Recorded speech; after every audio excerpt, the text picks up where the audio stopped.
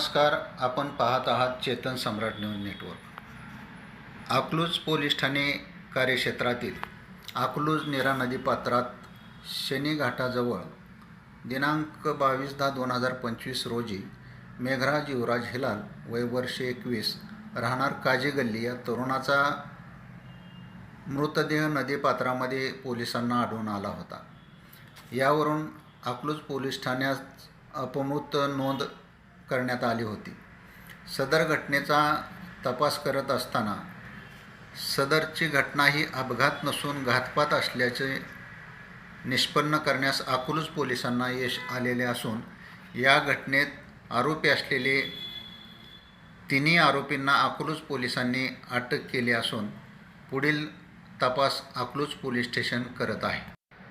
सदर घटनेचा अकलूज पोलिसात गुन्हा नोंद झाला असून आरोपी नामे रोहित क्षेत्रीय, राहुल क्षेत्रीय व सुनील शिंदे सर्वजण राहणार काजीगल्ली अकलूज यांना पोलिसांनी अटक केलेले असून सदरची घटना ही आरोपी व मयत यांच्यामध्ये मोटारसायकल दिली नाही या कारणावरून झाल्याचे प्राथमिक पोलिसांच्या तपासामध्ये निष्पन्न झालेले असून यामध्ये आणखी काही कारण आहे का याचा तपास पोलीस घेत आहेत.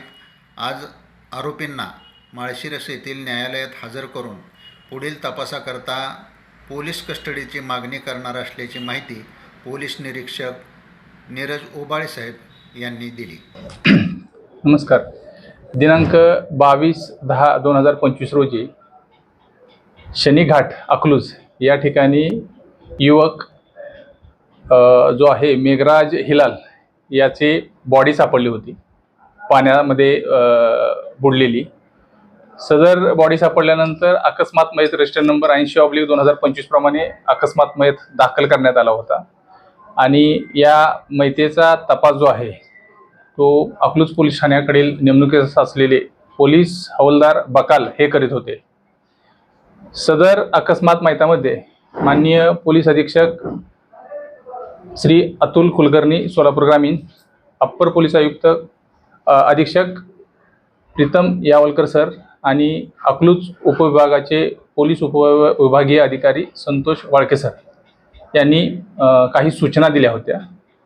या सूचनेप्रमाणे सदर मयताच्या तपासामध्ये असं निष्पन्न झालं की सदर मयतास घातपात करून त्याचा मृत्यू घडवून आणलेला आहे. त्या बाबतीत अकलूज पोलीस ठाण्याकडील तपास पथक सपोनी लंगोटे साहेब आणि त्यांच्या स्टाफने केले असता सदरचा घातपात हा जे 3 आरोपी आहेत अकलूज या ठिकाणी राहणारे यांनी केला असल्याचे निष्पन्न झाले. यामध्ये साक्षीदारांच्याकडे केलेला तपास, CCTV फुटेज आणि तांत्रिक तपास याच्या आधारे जे 3 आरोपींची नावं निष्पन्न झाली त्यामध्ये रोहित क्षेत्रीय, त्याचा भाऊ राहुल क्षेत्रीय आणि रोहन शिंदे सर्व राहणार अकलूज हे असल्याचे निष्पन्न झाल्यानंतर सदर आरोपीचा शोध घेतला असता आरोपी हे गुन्हा केल्यानंतर परागंदा झाले असल्याचे, अकलूज शहरातून पळून गेले असल्याचे निष्पन्न झाले.